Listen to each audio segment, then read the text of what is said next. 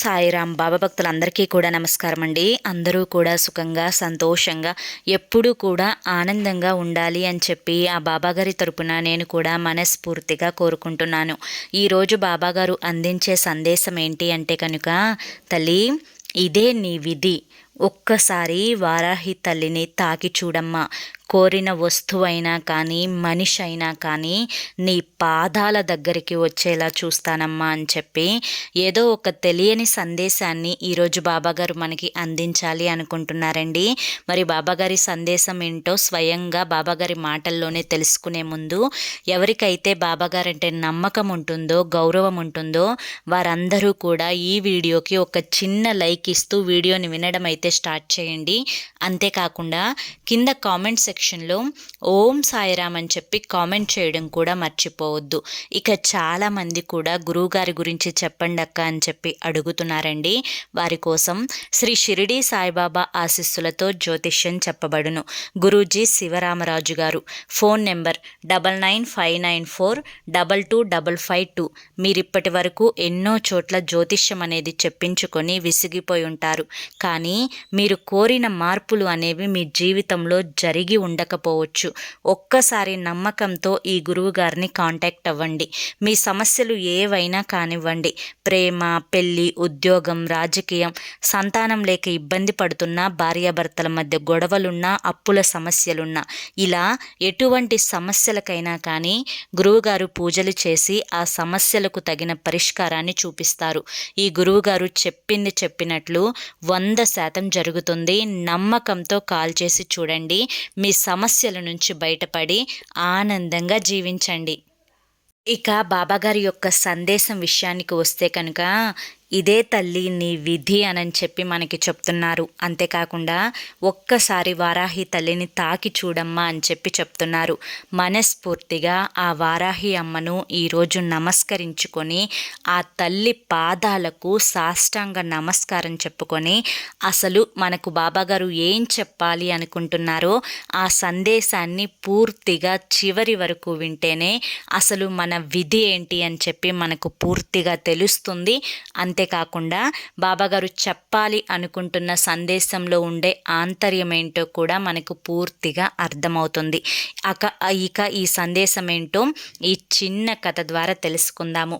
ఒక ఊరిలో సర్వసాధారణమైన పేద కుటుంబం, అంటే మధ్యతరగతి కుటుంబం, పేద కుటుంబం, ధనవంతులైన కుటుంబం అని చెప్పి ఇలా 3 రకాలుగా ఉంటారు కదా.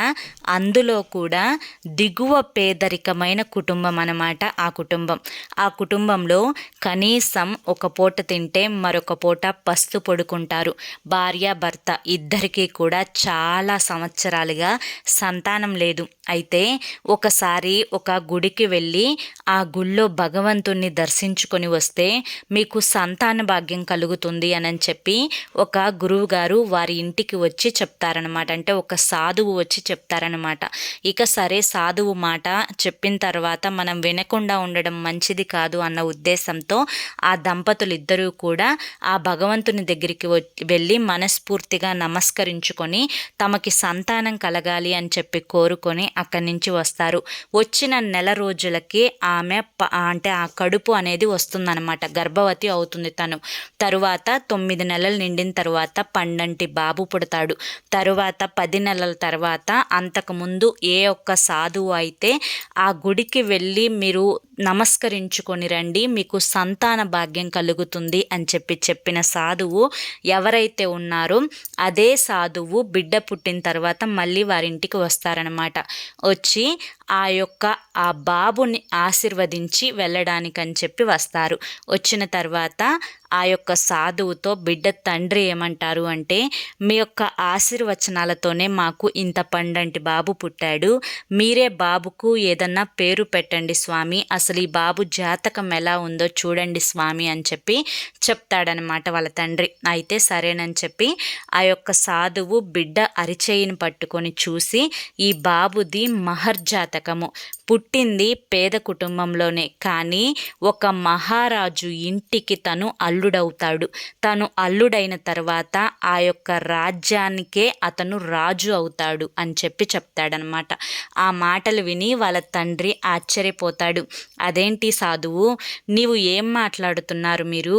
ఏమన్నా అర్థముందా? ఇంత పేద కుటుంబంలో పుట్టిన నా బిడ్డను మహారాజు కూతురు ఎలా చేసుకుంటుంది?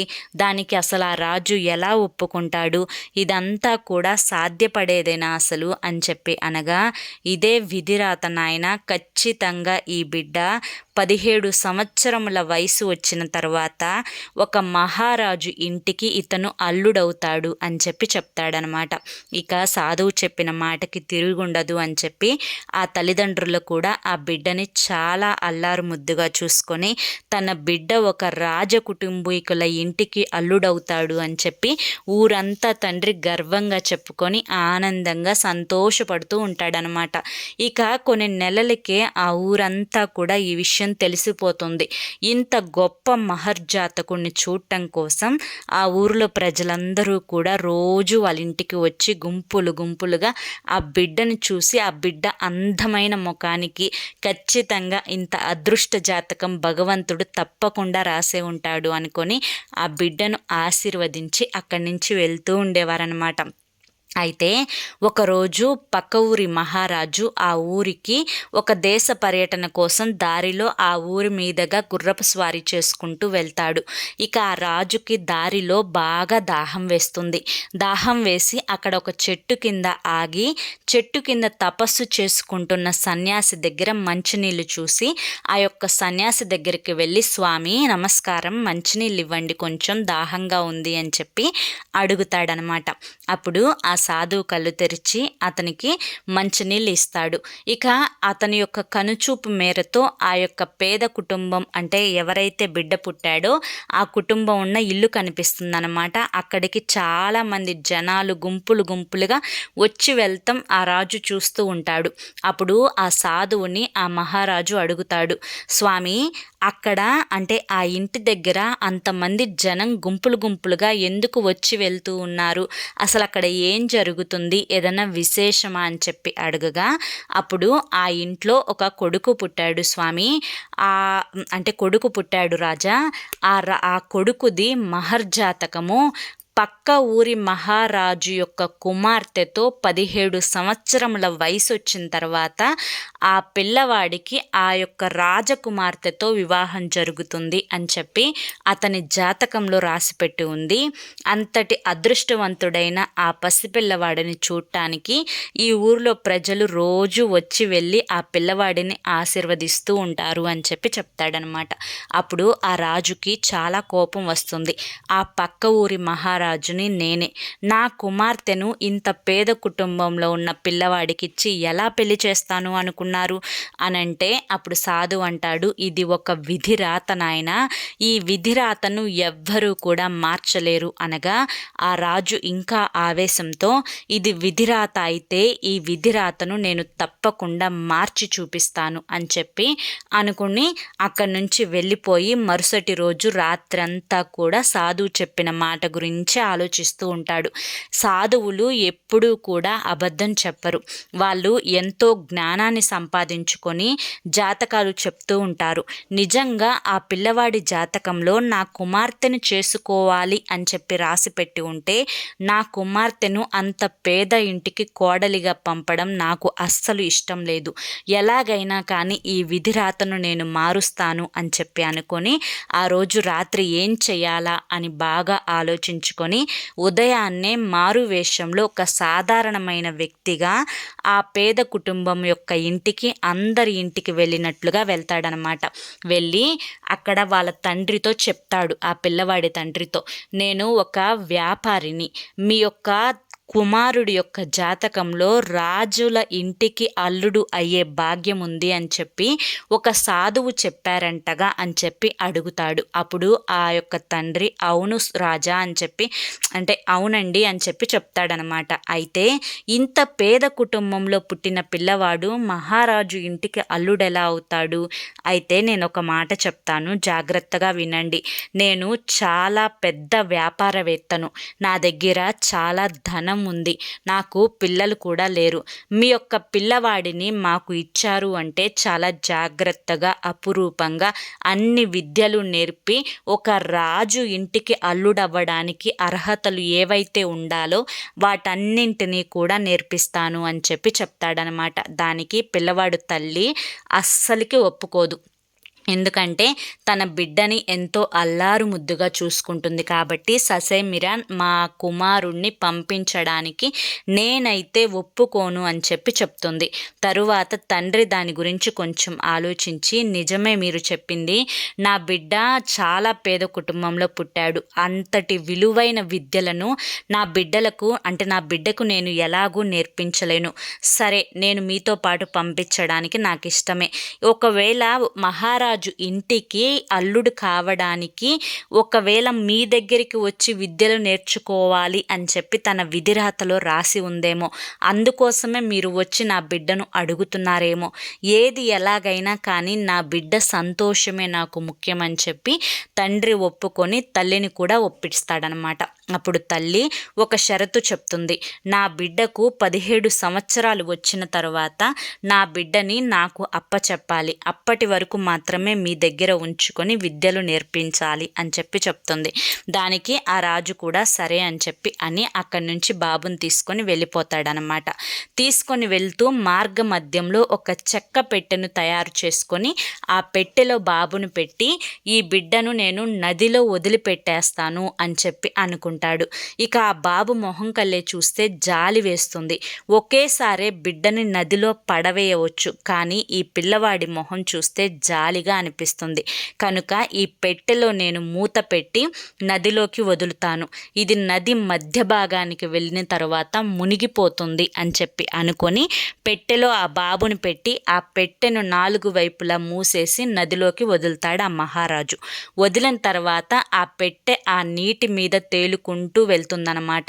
తేలుకుంటూ వెళ్తే ఆ నది మధ్య భాగానికి వెళ్ళిన తర్వాత అక్కడ ఒక వ్యాపారి, చాలా చాలా ధనవంతుడు ఆ వ్యాపారి అక్కడ సూర్య నమస్కారం చేసుకుంటూ ఆ నదిలో స్నానం చేస్తూ ఉంటాడు.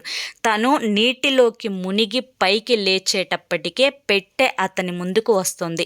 ఏంటి ఈ పెట్టె ఇక్కడికి ఎందుకు వచ్చింది అని చెప్పి ఆ పెట్టెను జాగ్రత్తగా పట్టుకొని ఒడ్డుకు తీసుకొని వెళ్ళి ఆ పెట్టెను ఓపెన్ చేసి చూస్తాడు. ఆ పెట్టెలో బాబుని చూసి, అంత అందమైన రూపంలో ఉన్న ఆ బాబుని చూసి ఆ యొక్క వ్యాపారవేత్త, ఆ ధనవంతుడు చాలా సంతోషిస్తాడు. మాకు కూడా బిడ్డలు లేరు, ఇది ఆ గంగమ్మ తల్లి వరప్రసాదం అనుకొని ఆ బాబుని చాలా సంతోషంగా ఎత్తుకొని ఇంటికి తీసుకొని వెళ్ళి తన భార్యకు చూపిస్తాడు. ఆ భార్య కూడా చాలా సంతోషిస్తుంది. ఎందుకంటే అంత అందంగా ఉన్న ఆ బాబు ఒక దేవుడి ప్రసాదంగా భావించి ఆ బిడ్డను చాలా జాగ్రత్తగా పెంచుకుంటూ వస్తారు.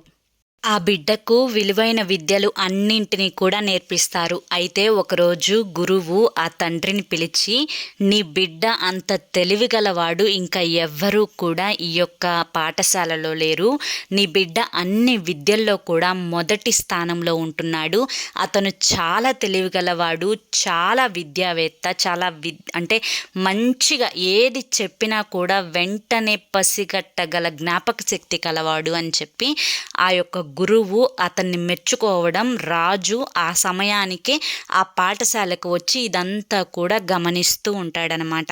అయితే ఇక ఇదంతా గమనించిన ఆ రాజు ఆ యొక్క వ్యాపారవేత్త ఇంటికి వెళ్ళి, నీ బిడ్డ అన్నింటిలో కూడా ముందున్నాడంట, నీ బిడ్డ అన్ని విద్యల్లో కూడా మొదటి స్థానంలో ఉన్నాడంట, ఇటువంటి కుర్రవాడు నా యొక్క రాజ్యంలో ఉంటే నా రాజ్యానికి ఇంకాస్త కీర్తి అనేది పెరుగుతుంది అని చెప్పగా అప్పుడు ఆ ధనవంతుడు ఆ మహారాజుకు చెప్తాడు, మహారాజా, మీరు అనుకున్నట్టు అతను నా సొంత పిల్లవాడు కాదు.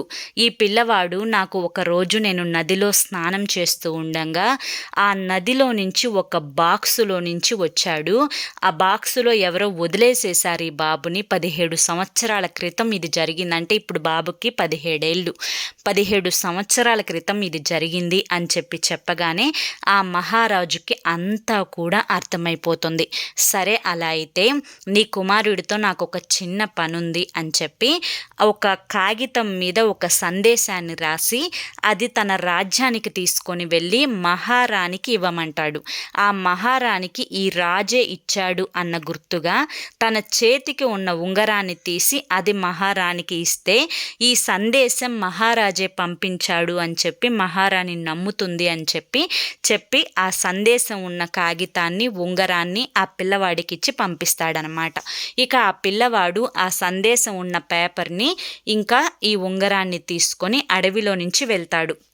ఇక సగం దూరం వెళ్ళిన తర్వాత ఆ పిల్లవాడు దారి అనేది మర్చిపోతాడనమాట. దారి మర్చిపోయి చాలా అలసిపోయి అటు ఇటు తిరిగి చూడగా ఒక చిన్న గూడు అనేది అక్కడ కనిపిస్తుంది. అంటే చిన్న ఒక ఎలా చెప్తారు దాన్ని, చిన్న గుడిసె లాంటిది కనిపిస్తుంది. ఆ గుడిసెలోకి వెళ్ళి చూడగా అక్కడ ఒక ఆవిడ, చాలా పెద్ద ఆవిడ అనమాట. తను ఏదో వంట చేస్తూ కనిపిస్తుంది. బామ్మ, నేను ఈ అడవి మార్గంలో దారి తప్పిపోయాను. ఈరోజు రాత్రి నేను ఇక్కడ విశ్రాంతి తీసుకుంటాను, ఉదయాన్నే లేచి వెళ్ళిపోతాను అని చెప్తాడు. అప్పుడు ఆ బామ్మ ఏమంటుందంటే, బాబు, ఇక్కడికి కొంతమంది దొంగలు వచ్చి భోజనం చేసి వెళ్తూ ఉంటారు. నీవు ఇక్కడ ఉండడం ప్రమాదమయ్యా, నువ్వు ఇక్కడ ఉండటానికి వీల్లేదు అని చెప్తుంది. దానికి ఆ పిల్లవాడు, సరే దొంగలు వస్తారు అని చెప్తున్నారు కదా బామ్మ, నేను ఆ పక్కన దాక్కొని ఆ మూలను పడుకుంటాను వారికి కనిపించకుండా అని చెప్తాడు. ఇక ఆ పిల్లవాడి ముఖం చూసి జాలి వేసి ఆ పెద్దావిడ కూడా ఆ రాత్రి ఆ గుడిసెలో ఉండడానికి ఆ బాబుని ఒప్పుకుంటుందన్నమాట.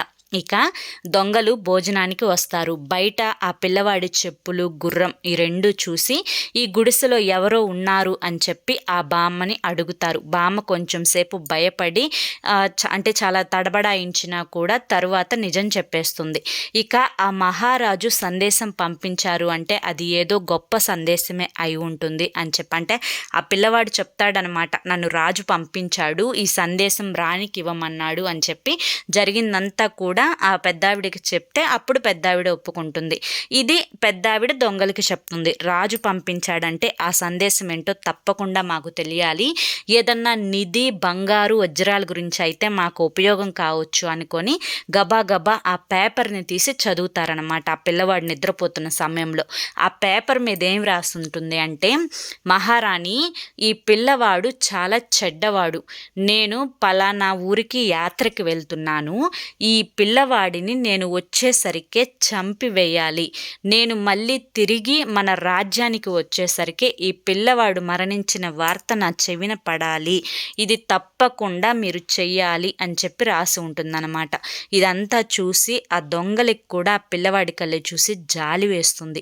మహారాజు ఇంత దుర్మార్గుడా, ఇంత చిన్న వయసులో ఉన్న పిల్లవాడిని ఎలా చంపాలి అనుకుంటున్నాడు అని ఎలాగైనా కానీ ఆ పిల్లవాడిని బతికించాలి అని దొంగలందరూ కూడా అనుకొని ఆ పేపర్ని చింపేసి అలాంటి కాగితం మీదే వాళ్ళు ఏమని రాస్తారు అంటే, మహారాణి మన కుమార్తెను ఈ బాబుకి ఇచ్చి పెళ్లి చేయండి, ఈ బాబు చాలా తెలివైనవాడు, అన్ని విద్యల్లో కూడా గొప్పవాడు, ఇటువంటి కుర్రవాడు మన ఇంటి అల్లుడవడం మన అదృష్టం, మేము యాత్రకు వెళ్ళి వచ్చేసరికి ఇతను మన ఇంటి అల్లుడై ఉండాలి అని రాస్తారనమాట.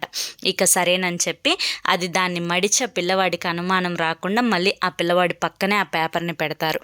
ఇక తెల్లవారుతుంది. తెల్లవారిన తర్వాత ఆ పిల్లవాడు ఆ పేపర్ని తీసుకొని, ఆ ఉంగరాన్ని తీసుకొని ఆ రాజ్యానికి వెళ్ళి మహారాణికి చూపిస్తాడు. మహారాణి పేపర్ చూసి చదివి ఇదంతా కూడా చదివి ఆశ్చర్యపోతుంది. ఇట్లాంటి కుర్రవాడు ఎవరో ముక్కు మొహం తెలియని పిల్లవాడికి మన కుమార్తెనిచ్చి మహారాజు ఎలా పెళ్లి చేయమన్నాడు, ఇదంతా అబద్ధం అని అనుకుంటే అతని చేతి యొక్క ఉంగరాన్ని ఇచ్చి నిజమే అని నమ్మేటట్లుగా చెప్పాడే.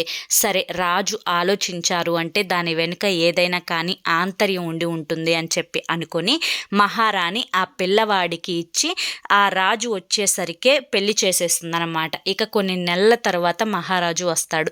జరిగిందంతా కూడా తెలుసుకొని కోప్పడతాడనమాట. కోప్పడి, ఇది ఎందుకు చేసావు రాణి నువ్వు, నేను లేని సమయంలో మన కుమార్తెకు నువ్వు వివాహం అనేది ఎలా చేస్తావు అని రాణిని అడుగుతాడు. మీరు ఇదే కదా రాజు రాసి పంపింది, దానికి గుర్తుగా ఈ ఉంగరాన్ని కూడా ఇచ్చారు కదా అని ఆ పేపర్ని, ఆ ఉంగరాన్ని చూపిస్తుందన్నమాట. ఇదంతా ఆ పిల్లవాడు మార్చి ఉంటాడు అని చెప్పి, ఎలాగైనా కానీ అతన్ని ఈడ్చుకురండి అని చెప్పి ఆ రాజభటులకు చెప్తాడనమాట. ఆ భటులు ఆ పిల్లవాడిని ఈడ్చుకొని వస్తాడు. అయితే నువ్వు నా కుమార్తెను చేసుకునేంత గొప్పవాడివా, నీకు ఇంత ధైర్యం ఎలా వచ్చింది, మహారాణి ఏదో పొరపాటు పడింది అనుకుంటే నువ్వు నా కుమార్తెని ఎలా ధైర్యంగా చేసుకున్నావు అని చెప్పి అడుగుతాడనమాట.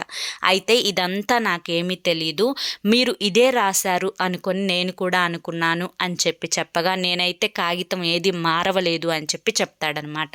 అదే సమయానికి ఆ యొక్క రాజ్యానికి ఆ సాధువు, అంటే ఎవరైతే ఒకరోజు మంచినీళ్ళు ఇచ్చి విధిరాత ఇది ఖచ్చితంగా ఆ రాజ్యానికి ఆ పిల్లవాడు అల్లుడవుతాడు అని చెప్పిన సాధువు ఎవరైతే ఉన్నాడో ఆ సాధువు కూడా వస్తాడనమాట. ఆ సాధువు వచ్చి, మహారాజా 17 సంవత్సరాల క్రితం మనం కలిసాము, నన్ను గుర్తుపట్టావని చెప్పి అడుగుతాడు. అప్పుడు ఆ రాజు కొంచెం ఆలోచించి, అవును స్వామి, నేను మిమ్మల్ని గుర్తుపట్టాను, మీరెందుకు వచ్చారు అని చెప్పి అడుగుతాడనమాట. దానికి సాధువు, మరి విధిరాత మారుస్తాను అన్నావు కదా, మార్చావా అని చెప్పి అడుగుతాడు. అప్పుడు రాజు, లేదు స్వామి, నేను మార్చలేకపోయాను, చివరికి ఈ కుర్రవాడితోనే నా కుమార్తెకి వివాహమైంది అని చెప్పి చెప్తాడు. అప్పుడు సాధువు, ఇదే విధిరాత నాయనా, నీవు ఇక ఎటువంటి చెడ్డ పనులు చేయకుండా ఈ పిల్లవాడిని నీ అల్లుడిగా స్వీకరించి ఈ యొక్క రాజ్య బాధ్యతలన్నీ కూడా ఆ పిల్లవాడికి అప్పచెప్పి నీ తర్వాత రాజుని అతన్నే చెయ్యి అని చెప్పి ఆ యొక్క సాధువు చెప్తాడనమాట. అప్పుడు రాజు ఆలోచించుకొని, ఈ పిల్లవాడిని చంపడానికి నేను ఎన్నో రకాల ప్రయత్నాలు చేశాను, కానీ ఏది కూడా నా వల్ల కాలేదు, అంటే విధి రాతను ఎవ్వరూ కూడా మార్చలేరు అని చెప్పి నాకు ఇప్పుడు అర్థమైంది, మీరు చెప్పినట్లుగానే నేను చేస్తాను అని చెప్పి ఆ స్వామికి నమస్కరించుకొని ఆ యొక్క పిల్లవాడిని అల్లుడిగా స్వీకరించుకొని తన తర్వాత రాజ్య అధికారాలన్నీ కూడా ఆ పిల్లవాడికి ఇచ్చి ఆ రాజు సంతోషంగా తన యొక్క కూతురు అల్లుడితో ఆనందంగా ఉంటాడు. ఇదంతా తెలుసుకున్న ఆ రాజు ఆ యొక్క పిల్లవాడి తల్లిదండ్రులను కూడా పిలిపించి ఆ రాజ్యంలోనే వాళ్ళకి కూడా ఆశ్రయం ఇస్తాడనమాట. అందరూ కలిసి సంతోషంగా ఉంటారు.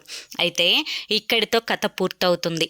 ఈ కథ ద్వారా బాబాగారు చెప్పాలి అనుకుంటున్న సందేశం ఏంటి అంటే కనుక, బిడ్డ, ఎప్పుడైనా కానీ ఎవరైనా కానీ కష్టాల్లో ఉన్నారు అన్నా, పేదరికంలో పుట్టారు అన్నా కూడా, డబ్బు లేదు అన్నా, ఆస్తులు లేవు అన్నా కూడా ఏది శాశ్వతం కాదు తల్లి. ఎంత పేదరికంలో పుట్టినా కానీ ఖచ్చితంగా వారి యొక్క విధి రాతలో ఐశ్వర్యవంతుడవుతాడు అని చెప్పి రాసిపెట్టి ఉంటే తప్పకుండా అతను ఐశ్వర్యవంతుడవుతాడు. కనుక ఎటువంటి అనుమానాలు పెట్టుకోకుండా ఖచ్చితంగా నీ విధిరాత ఏది రాసి పెట్టి ఉంటుందో అదే జరుగుతుంది. ఇక నీ యొక్క సంకల్పం ఏదైతే ఉందో అది ఆ వారాహి అమ్మ ముందు పెట్టి నీ యొక్క సంకల్పం న్యాయబద్ధంగా ఉన్నట్లయితే ఖచ్చితంగా అమ్మవారి పాదాల ముందు కనుక ఆ సంకల్పాన్ని పెట్టి ఆవు నేతితో నువ్వు అమ్మవారి ముందు దీపారాధన చేసినట్లయితే ఎంతటి గొప్ప వరమైనా కానీ ఖచ్చితంగా నీ పాదాల దగ్గరికి వచ్చి ఆ కోరిక తీరుతుందమ్మా అని చెప్పి ఈరోజు బాబాగారు మనకి ఈ రకంగా సందేశాన్ని అయితే అందించారండి. మరి బాబాగారు అందించిన ఈ సందేశం మీ అందరికీ నచ్చింది అనుకుంటున్నాను. నచ్చింది అనిపిస్తే తప్పకుండా చూసి వెళ్ళే వాళ్ళు ఒక చిన్న లైక్ ఇవ్వండి. మొదటిసారి సాయి పిలుపు ఛానల్లోకి వస్తే సబ్స్క్రైబ్ చేసుకొని సపోర్ట్ చేయండి. ఖచ్చితంగా కింద ఓం సాయిరామ్ అని చెప్పి కామెంట్ చేయడం మాత్రం మర్చిపోవద్దు. మరి రేపు మరొక మంచి సందేశంతో తప్పకుండా కలుసుకుందాం. అంతవరకు కూడా బాబా ఆశీస్సులు మీపై ఉండాలి అని చెప్పి మనస్ఫూర్తిగా కోరుకుంటూ సర్వే జనా సుఖినో భవంతు. ఓం సాయిరామ్.